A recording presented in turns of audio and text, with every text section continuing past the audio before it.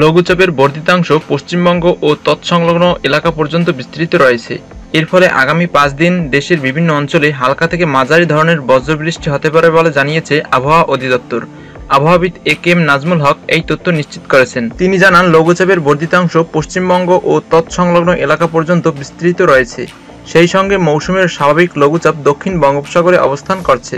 এই অবস্থায় শনিবার 19 এপ্রিল সন্ধ্যা 6টা পর্যন্ত রংপুর, রাজশাহী, ময়মনসিংহ, ঢাকা, খুলনা, বরিশাল, চট্টগ্রাম ও সিলেট বিভাগের অনেক জায়গায় অস্থায়ীভাবে দমকা হাওয়া সহ হালকা থেকে মাঝারি ধরনের বৃষ্টি অথবা বজ্রবৃষ্টি হতে পারে। পাশাপাশি এই সময় দেশের কোথাও কোথাও মাঝারি ধরনের ভারী থেকে ভারী বর্ষণ হতে পারে।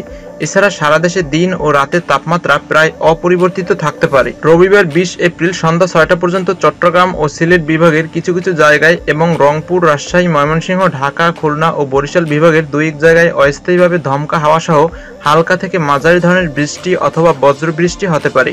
তবে এই সময় সারা দেশে দিন ও রাতের তাপমাত্রা কিছুটা বাড়তে পারে। আবহাওয়ার পূর্বাভাসে আরও বলা হয়েছে, সোমবার 21 এপ্রিল সন্ধ্যা 6টা পর্যন্ত চট্টগ্রাম ও সিলেট বিভাগের কিছু কিছু জায়গায় এবং রংপুর, রাজশাহী, ময়মনসিংহ, ঢাকা, খুলনা ও বরিশাল বিভাগের 2-1 জায়গায় অস্থায়ীভাবে দমকা হাওয়া সহ হালকা থেকে মাঝারি ধরনের বৃষ্টি অথবা বজ্রবৃষ্টি হতে পারে।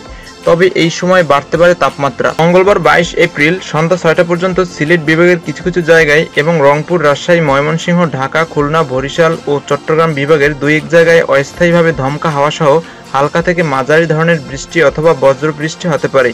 তবে এই সময় সারা দেশে দিন ও রাতের তাপমাত্রা 1 থেকে 2 ডিগ্রি সেলসিয়াস বাড়তে পারে। এছাড়া আগামী বুধবার 23 এপ্রিল সন্ধ্যা 6টা পর্যন্ত রংপুর, ময়মনসিংহ, ঢাকা ও সিলেট বিভাগের 2-1 জায়গায় অস্থায়ীভাবে দমকা হাওয়া সহ হালকা থেকে মাঝারি ধরনের বৃষ্টি অথবা বজ্রবৃষ্টি হতে পারে।